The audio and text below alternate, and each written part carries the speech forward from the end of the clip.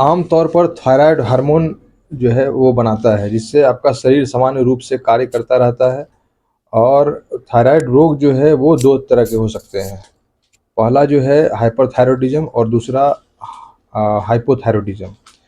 जब थायराइड बहुत अधिक थायराइड हार्मोन बनाता है तो उसे हाइपरथायरॉयडिज़्म कहा जाता है। इस स्थिति में आपका शरीर बहुत जल्दी ऊर्जा का उपयोग करता है और ऊर्जा जो है बहुत तेज़ी से उसका उपयोग करके आपको थका देता है। और साथ ही साथ यदि आपके ये जो है दिल का धड़कन को भी ये क्या करता है कि इसका रफ्तार तेज़ कर सकता है। तो इसके इसके अलावा क्या होगा, बिना प्रयास किए भी आपका जो है जो वज़न क्या होगा इससे कम हो सकता है। और यहाँ तक कि आपको ये परेशान भी कर सकता है। तो इसी सब बातों को जानने के लिए हम डॉक्टर अरुण कुमार के पास चलते हैं और जानते हैं कि ये थायराइड क्या है, और जो कॉमनली जो अभी थायराइड मैक्सिमम लोगों में हो तो किया जा रहा है, क्या इससे चिंतित होना ज़रूरी है या नहीं? Thank you. Thank you doctor Chandan. जैसा कि आपने थायराइड के बारे में बताया कि ये ग्लैंडुलर स्ट्रक्चर होता है जो कि it is situated below the Adam, पाइबम एडम। और जो हमारे गला का जो एक नुकीला पार्ट होता है जस्ट उसके नीचे ये ट्रायंगुलर शेप में स्ट्रक्चर होता है जो कि शरीर के लिए बहुत ही महत्वपूर्ण है। जितने भी हमारे शरीर की डाइजेशन है, मेटाबॉलिज्म है, उन सबको तरीके से मेंटेन करने के लिए इसका फंक्शन प्रॉपर हो, ये अति आवश्यक है। और जैसा आपने बताया कि हाइपर और हाइपो, हाइपर मीन्स की थायराइड हार्मोन की अधिकता हो सकती है या उसकी कमी हो सकती है, either in terms of quality quantity. Like अगर फंक्शन बहुत ज़्यादा हो जाए थायराइड हार्मोन्स का तो ये भी एक बीमारी है। और इसके चलते देखा गया है कि पाल्पिटेशन, स्वेटिंग, वजन का लॉस होना, ये सब काफ़ी कॉमन है जो कि हाइपरथायरॉयडिज्म में पाया जाता है। हार्ट रेट बढ़ जाता है, पाल्पिटेशन बढ़ जाता है। सो आई थिंक आने वाले टाइम में जितने तरह के केस हैं ये महिलाओं में खास करके इसकी इसका जो प्रिवेलेंस है, जो इंसिडेंस है, महिलाओं में ज़्यादा है कंपेयर टू मेल।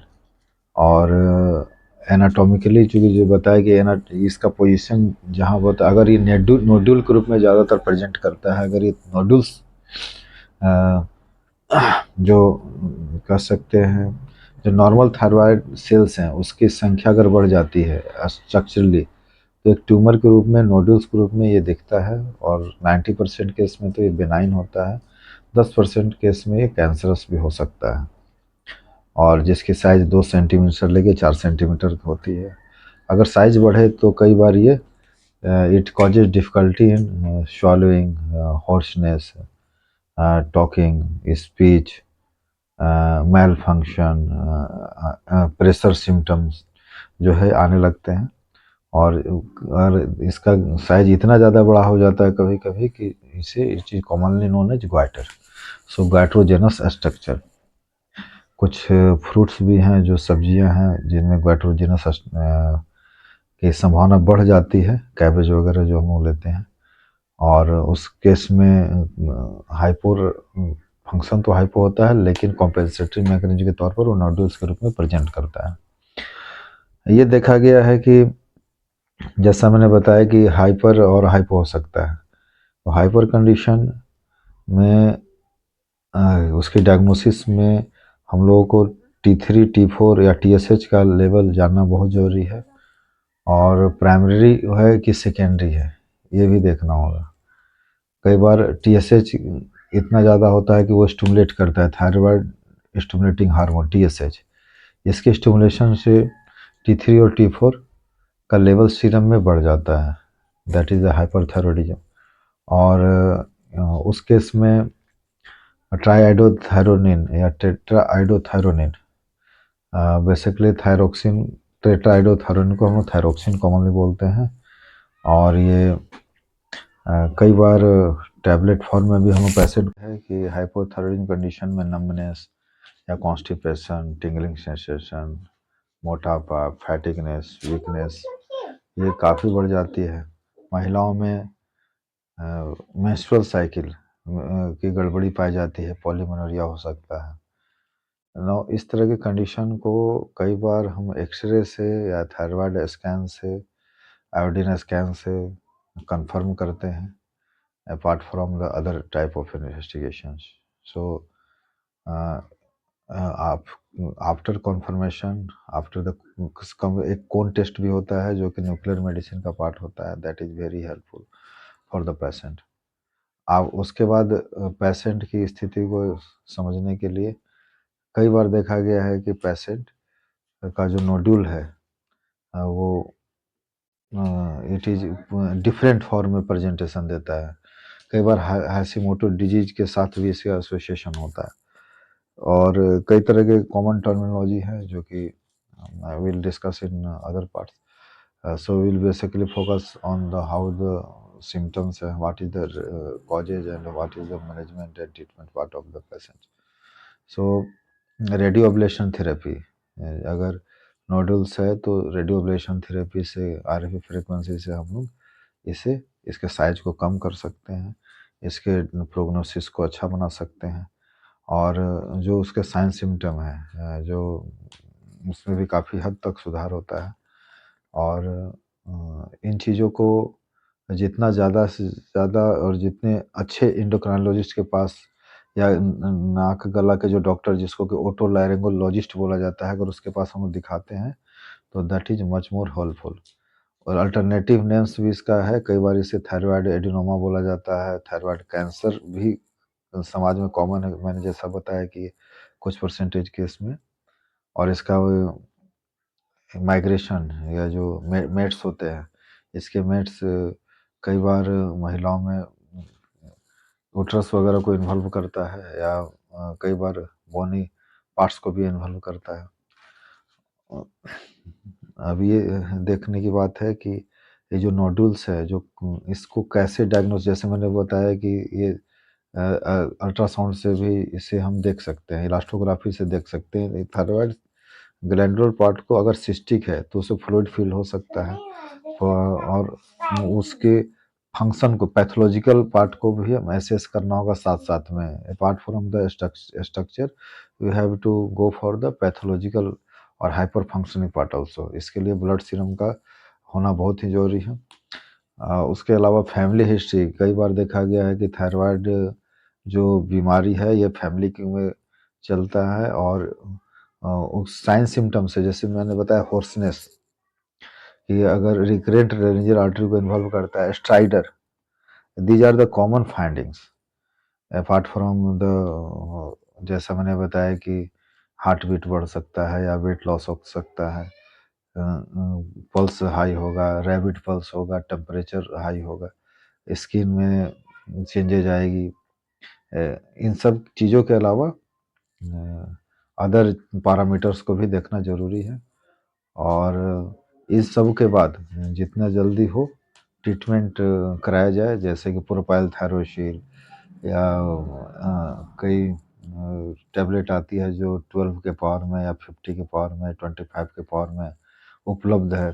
थायरोनॉर्म बहुत कॉमन दवा है जो कि उसके टीएसएच के सिक्रेशन को कम करता है, और हाइपो कंडीशन है या हाइपर कंडीशन है अकॉर्डिंगली।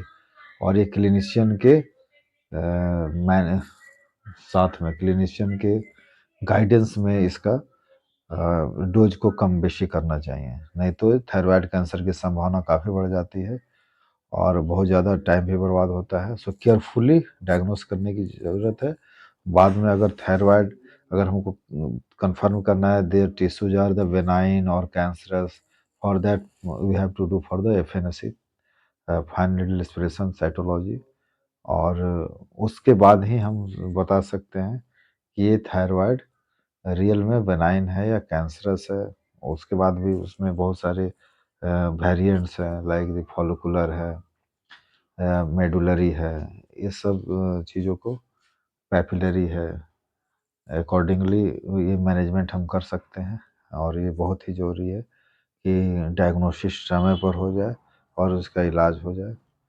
और टाइम टू टाइम मैं कह सकता हूँ, चूँकि ये ऐसा नहीं है कि तुरंत ठीक होने वाली बात है, इसका फ़ॉलो-अप होना चाहिए और प्रॉपर फ़ॉलो-अप के बाद हम लोग डायग्नोसिस पर बीच-बीच में बेनाइन और कैंसर का जो संभावना है, जो एक एज के बाद इम्यूनिटी कम होने के बाद जो बढ़ जाती है, उस तरह के केस में हम लोग को कराना चाहिए। महिलाओं में एबॉर्शन की संभावना या कंसीव जो नहीं महिलाएं कर पाती है, उस तरह के केस में भी हम लोग को थायराइड सस्पेक्ट करना होगा कि महिला को थायराइड का प्रॉब्लम हो सकता है।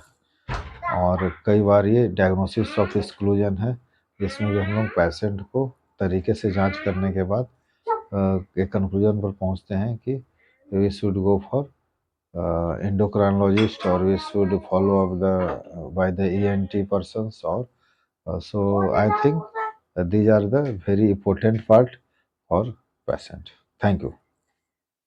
Dr. Chandan, if you want to tell something or explore, because this is very important topic in our society, the cases are increasing, and I already told you this is the diagnosis of exclusion. कई बार देखा गया है कि बहुत सारे लक्षण जो symptoms से पेशेंट बताते हैं वो पता चल नहीं पाता है, लेकिन जब हम थायराइड प्रोफाइल कराते हैं, जब थायराइड हार्मोन्स को रेगुलेट करते हैं, मॉनिटर करते हैं, तो पता चलता है कि ये कारण कुछ और था और हम इलाज किसी और चीज़ का कर रहे थे। सो बेसिकली मैं तो ये बोलूँगा कि ये इलेक्ट्रोलाइटिक बैलेंस को भी कंट्रोल करता है। कई बार देखा गया है कि जो मेटाबॉलिक सिंड्रोम है, जो मेटाबॉलिक पार्ट है, जो कि कहीं से भी आंसर नहीं मिल पाता है, लास्ट में पता चलता है कि थायराइड ग्लैंड की abnormality की वजह से। So we should have a very suspicious, and I will like to tell you, Dr. Chandar, you are doing a nice job. You are doing the excellent workup, and by this your video, by subscribing our viewers, you can बहुत से ज़्यादा लोगों को आप ये महत्वपूर्ण जानकारी देने का काम कर रहे हैं। This is most welcome. और मैं तो बोलूँगा कि समाज के लोगों को कि और भी बढ़ चढ़ के आपका हेल्प करें और लोगों को जागरूकता दें। ठीक है। एक सवाल है जैसे कि थायराइड में कहाँ-कहाँ दर्द होता है, और नेक्स्ट जो है पुरुषों में थायराइड का लक्षण क्या है और महिलाओं में क्या लक्षण है? देखिए, पहले तो लोकल सिम्टम तो है, प्रेशर सिम्टम होगा ही। जो मैंने पहले बताया कि ये हॉर्सनेस या अगर वो साइज काफ़ी बड़ा हो जाता है, ग्वाइटरस हो जाता है, तो लोकल पेन तो कराएगा ही। और अनइजीनेस, अपार्ट फ्रॉम दैट जो अगर इसका मेट्स अगर कहीं और फैलता है, तो उस तरह की बैकएक वगैरह या अदर सिम्टम्स भी कराएंगे, जो बोन से रिलेटेड हो सकते हैं। अनइजी फीलिंग या टिंगलिंग सेंसेशन जैसा बताया गया। हॉर्सनेस हॉर्सनेस भी होता है इसमें, शाइडर, बात करने में दिक्कत होती है, अनइजी होगा। नंबनेस, झिंझिनाहट। और जैसा आपने बताया कि महिलाओं में कुछ सिम्टम तो दोनों में कॉमन है। अब मेंस्ट्रुअल इरेगुलरिटी तो कॉमन सी बात है, महिलाओं में ही होगी। और पुरुषों में जहाँ तक बताया गया, जो मैंने बताया हाइपर और हाइपो का जो जिक्र किया था कि स्वेटिंग का समस्या हो सकता है, धड़कन बढ़ सकता है, ये सब दोनों में ही कॉमन है। हाँ, मोटापा वगैरह महिलाओं में ज़्यादा कॉमन है। So these are the differentiating points, and apart from that, you can better tell because you are working with the society. मैं तो एकेडमिक बात बोल रहा हूँ, ज़्यादा आप बता सकते हैं। डॉक्टर बहुत बढ़िया। और जैसे कि थायराइड के बारे में जैसे आपने बताया कि ये थायराइड हार्मोन जो है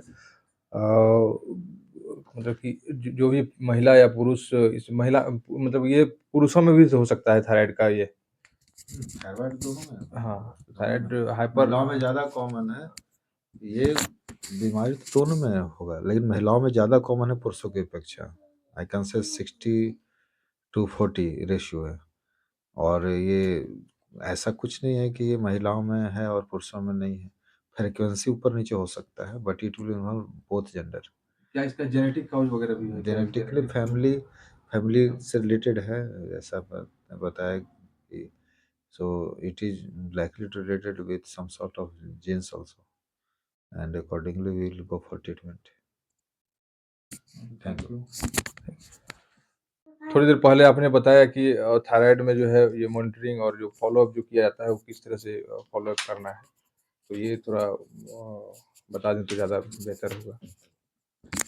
थैंक यू डॉक्टर शर्मा। जैसा कि कोई भी इंडोक्राइन डिजीज है, like diabetes mellitus, thyroid hormone से रिलेटेड जो बीमारियां हैं या अदर जो जीन से रिलेटेड है, IGF insulin like growth factor जो आपने सुना है बहुत ही कॉमन है, ये इन बीमारियों में जैसे या पैराथायराइड हार्मोन या 125 हाइड्रोक्सिलेज डिफिशिएंसी, ये सब जितने भी डिसऑर्डर्स हैं जो कि मेटाबॉलिज्म को प्रभावित करते हैं, इनमें फॉलो अप बहुत ही ज़रूरी है और ये एक बार में क्यूरेबल होता नहीं है। जिसका डिरेंजमेंट हो जाता है, it takes long time to settle in.